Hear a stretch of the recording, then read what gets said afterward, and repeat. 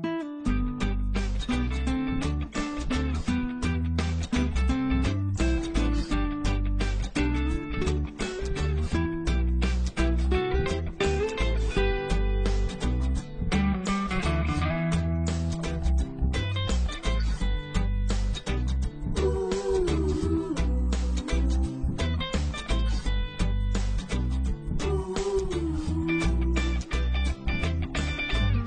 vérité est qu'il y a très peu de trains au Brésil et que les gares sont souvent cachées dans les endroits les plus reculés.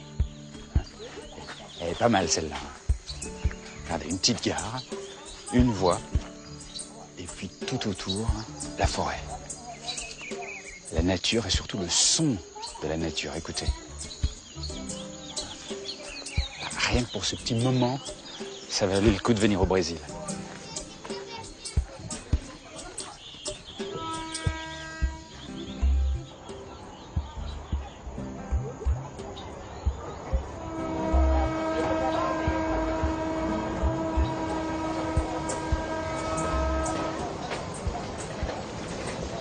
Vous voyez, ici, on fait pratique. Les trains, c'est toujours mi-fret, mi-passager. Non, trop. Ah ouais, il y a une espèce de flottement, personne ne sait où monter. Bon, bah, les voyageurs montent dans là-bas. J'ai pas tout compris, mais on ne monte pas en face du quai. Ici? À qui? Ici? Ah, j'ai compris pourquoi les voyageurs montent pas depuis le quai. Là-bas, c'est le wagon des agriculteurs. C'est là-bas qu'ils montent leur sac. Et nous, c'est là.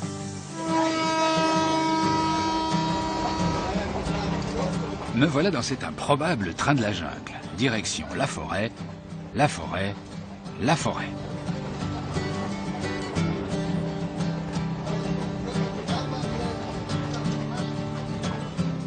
Bonjour. Comment ça va? Ça va bien, j'ai la forme. Moi, j'ai 69 ans et ce train, ça fait 46 ans que je le prends. Et vous allez d'où à où comme ça depuis 46 ans? Attends, faut que je te dise. Les sièges avant, ils n'existaient pas.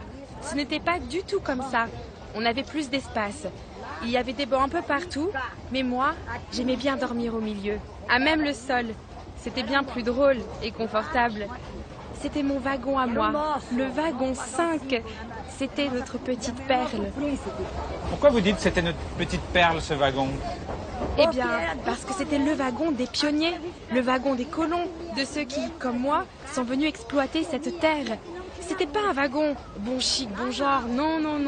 Dans ce wagon, on faisait ce que l'on voulait. On mangeait tous ensemble, on s'asseyait par terre. C'était notre wagon, le wagon numéro 5, celui des agriculteurs. Attendez, vous faites partie des premiers qui sont partis défricher la forêt dans cette direction-là pour s'installer comme agriculteurs? J'ai fait plus de 1000 kilomètres pour m'installer ici et cultiver cette terre. Avant, il n'y avait que la forêt ici et c'était dangereux. Il y avait des panthères, des pumas. À l'époque, on était seuls. Mais si on voulait s'en sortir, cultiver la terre, c'était le seul moyen.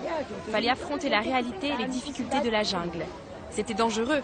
Mais aujourd'hui, je ne partirai pour rien au monde. Et vous avez été attaqué par des animaux? Vous avez été blessé? Vous avez eu des difficultés? Tu sais, avec mon mari, on a un élevage de canards. Et un jour, une panthère est entrée chez nous pour chasser nos canards. Elle était là, à quelques mètres de nous. Heureusement, mon mari a réussi à la tuer en lui tirant dessus. Alors oui, vivre en forêt, c'est dangereux. Et vous préféreriez pas vivre dans une petite ville avec une petite voiture, bien tranquille? Non. Moi, ça me plaît d'être en forêt. Tu sais, au cœur de la forêt, c'est calme. Il n'y a pas de bruit. Tu peux tout faire dans la forêt. Tu es tranquille. Et puis, il n'y a pas de voleurs dans la forêt. On peut dormir les fenêtres ouvertes. Alors qu'en ville, c'est impossible. Moi, au cœur de la forêt, je me sens libre. Et puis, quand tu y as goûté, tu ne peux pas fuir la nature. La nature, elle te retrouve tout le temps. Ça me fait drôle de vous entendre parce que vous avez presque envie de vivre dans la forêt. Merci beaucoup.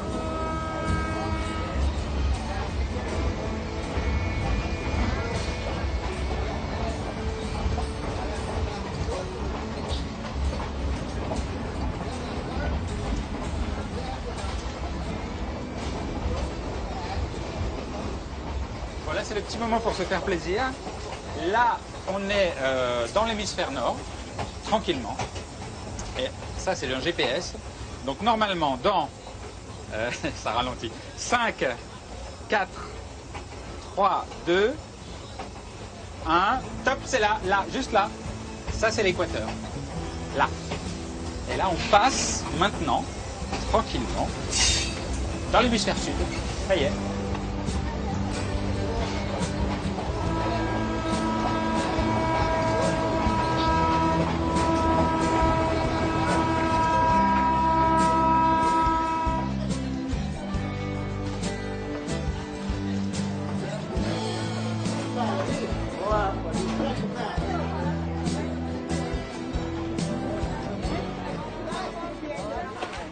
Tout le monde récupère ses bagages dans le wagon. En fait, ce qu'il y a de sympa avec ce train, c'est que vous payez le billet pour votre personne, mais vous ne payez pas pour ce que vous transportez. Donc il y a plein d'agriculteurs qui transportent comme ça leurs marchandises et qui vont vendre au marché de Santana, là, qui est juste à côté.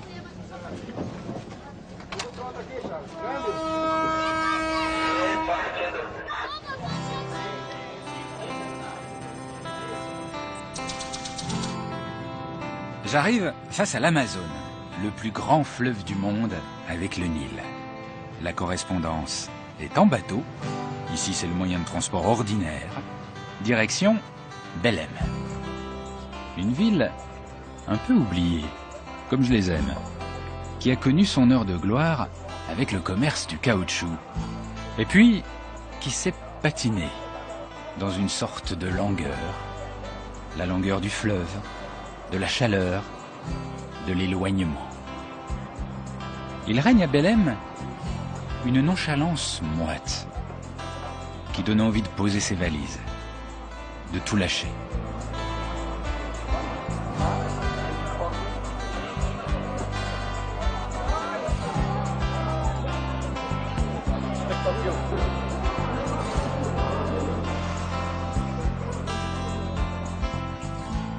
Pour goûter un peu à la vie amazonienne, je décide de débarquer sur une île.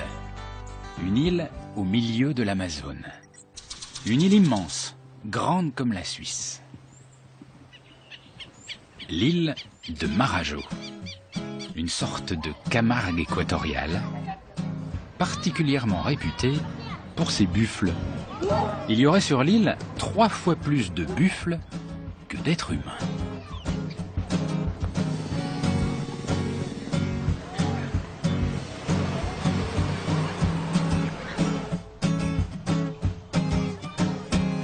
Même la police est sur des buffles ici. Voilà. Vous êtes la police? Oui, de la police. De la police montée à dos de buffle. Mais pourquoi vous montez sur des bœufs? Parce que pour attraper les voleurs, ça doit pas être très pratique. Ah, nous on y arrive, car les buffles courent quand même à 20 km/h.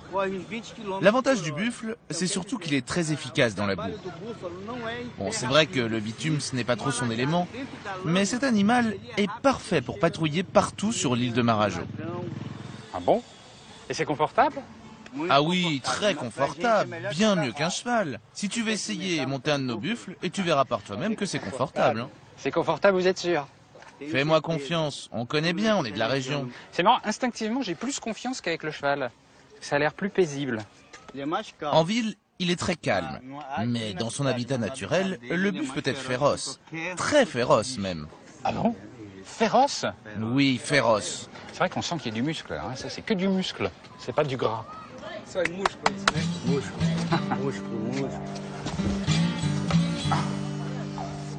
bah, on est bien sur un buffle. À gauche pour aller à gauche et à droite pour aller à droite.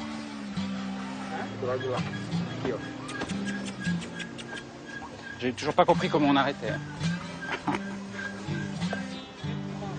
Ah, c'est sympa.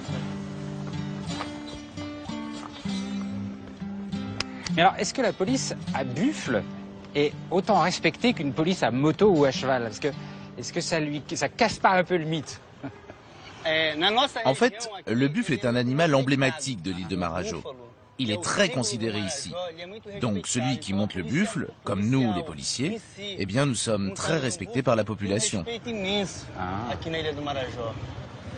C'est vrai qu'on domine, avec lenteur et force. Vous voyez? Ah, il faut que j'aille à gauche. Tire sur la corde. Voilà. Oh, à gauche. Ah, mais j'ai peur de lui faire mal au nez. Non, ne t'inquiète pas, il est habitué. C'est surtout un moyen de dominer l'animal, car s'il n'a pas l'anneau dans le nez, le buffle devient quasiment sauvage. Et alors tu ne peux pas le monter. Oh. Ah, il s'en va. Oh, à gauche. Et j'ai un peu de mal à me faire respecter quand même. Hein. Pourquoi il m'obéit pas? Il faut transmettre au buffle la confiance. Il faut lui faire comprendre que c'est toi qui domines. Là, par exemple, il était en train de se dire que c'est lui qui dominait la situation et pas toi. Bon, bah alors maintenant, je vais prendre les choses en main. Ah, bah je vais te dominer, toi, hein, tu me fais chier. Hein? Allez, vas-y. La domination du buffle, c'est un peu spécial. Je pense pour l'instant que je n'ai pas dessus.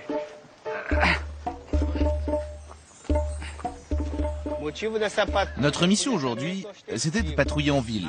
On a fait de la police dissuasive, devant les banques, devant la poste. Mais notre principal but, c'est de patrouiller hors de la ville.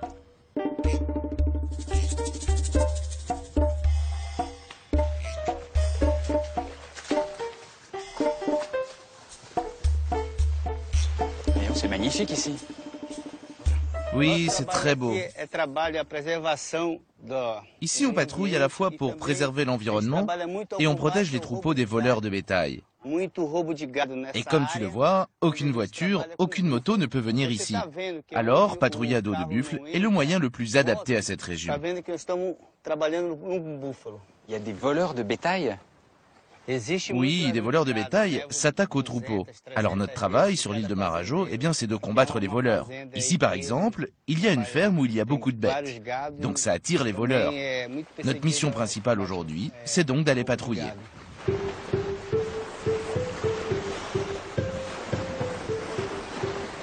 Ah, c'est génial. Ça passe vraiment partout, hein.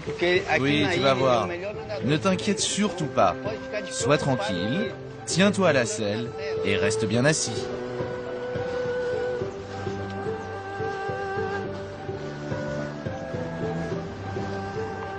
Ah, mais il va couler. Ah non. Non, accroche-toi bien.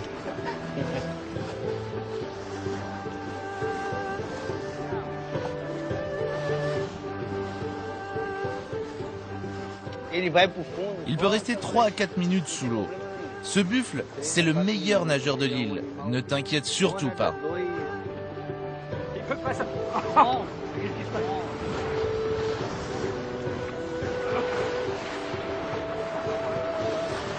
C'est incroyable comme sensation. Ah, c'est dingue. Mais ça doit être vachement difficile pour le buffle d'avancer dans l'eau comme ça. Oui, très difficile, car il faut que le buffle soit très fort pour vaincre à la fois l'eau, les courants et la boue. C'est fabuleux. Voilà le troupeau.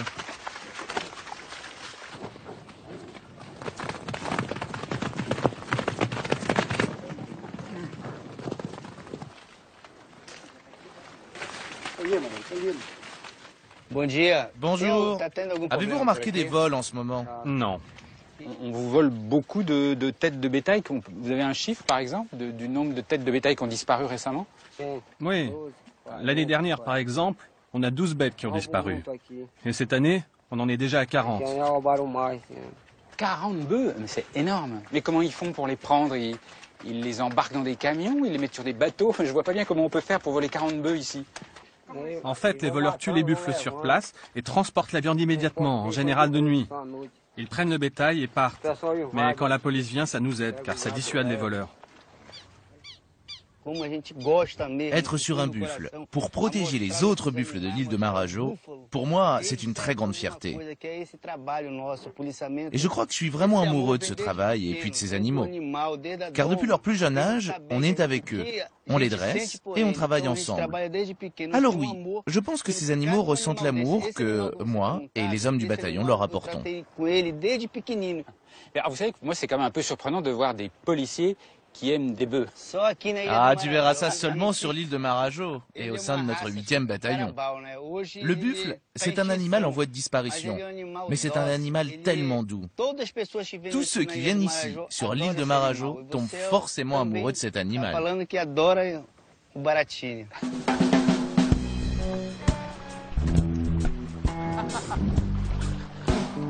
Bora, boi!